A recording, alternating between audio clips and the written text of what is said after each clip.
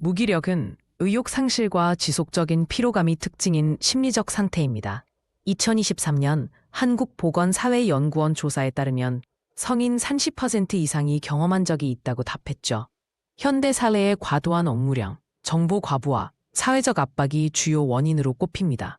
특히 MZ세대에서 두드러지게 나타나며 번아웃 증후군과도 깊은 연관이 있습니다. 단순한 게으름이 아닌 뇌 기능의 변화로 인한 상태라는 점이 최신 연구를 통해 입증되고 있습니다. 무기력은 뇌의 전전두엽 기능 저하와 도파민 시스템 이상에서 비롯됩니다. 2022년 하버드대 연구에 의하면 만성 스트레스는 코르티솔 수치를 40% 이상 증가시켜 의사결정 능력을 저하시킵니다. 특히 반복된 실패 경험은 학습된 무기력이라는 심리적 패턴을 형성하는데, 이는 마틴 셀리그먼 박사의 실험에서 개가 충격을 피하지 못하는 현상으로 처음 발견되었습니다. 뇌과학적으로는 기저핵과 편도체의 불균형이 주요 원인으로 작용합니다.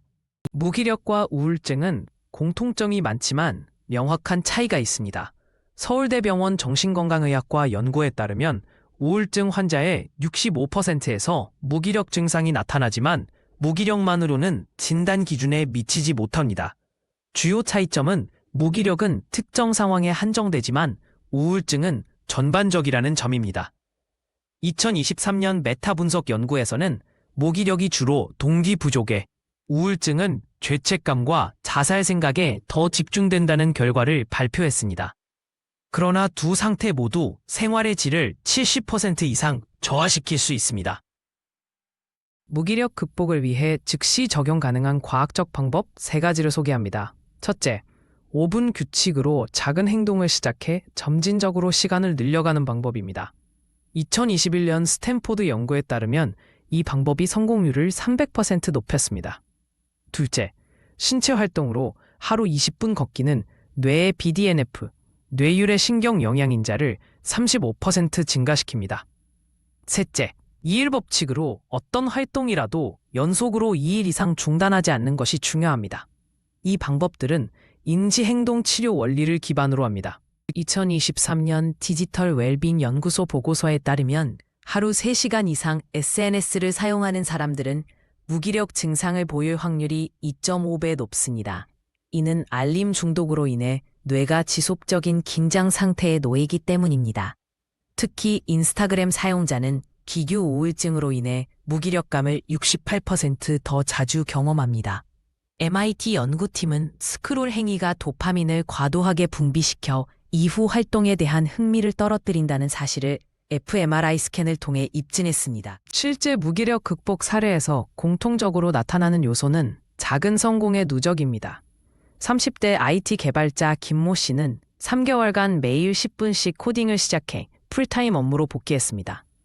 서울대 연구팀이 분석한 200개 사례 중 82%가 목표를 기존의 10분의 1로 축소한 후 점진적으로 확대한 전략을 사용했습니다. 특히 습관 트래커를 사용한 그룹은 6개월 후 무기력 점수가 75% 감소했습니다.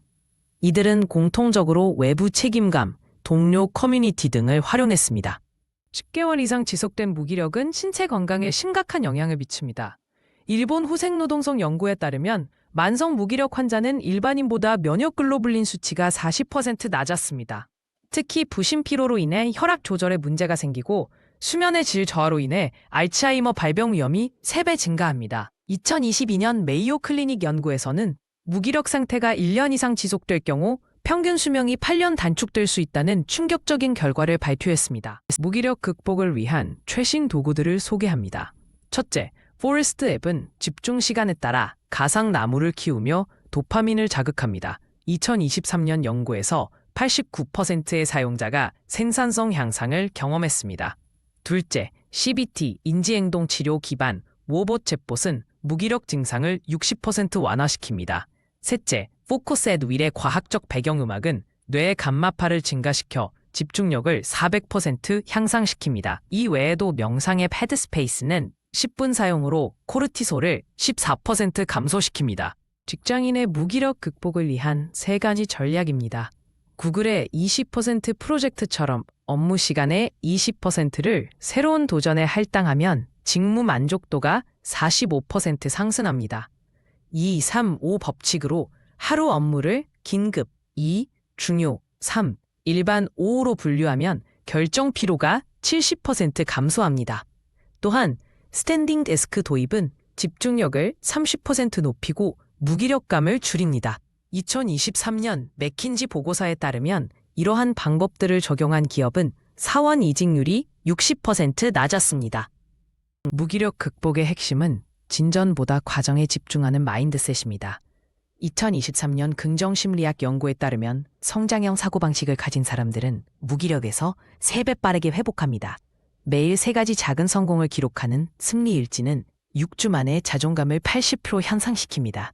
특히 80% 완벽주의를 수용하면 스트레스가 50% 감소합니다. 하버드대 연구에서는 실패를 학습 기회로 인식하는 태도가 무기력 재발률을 75% 낮춘다는 결과를 발표했습니다.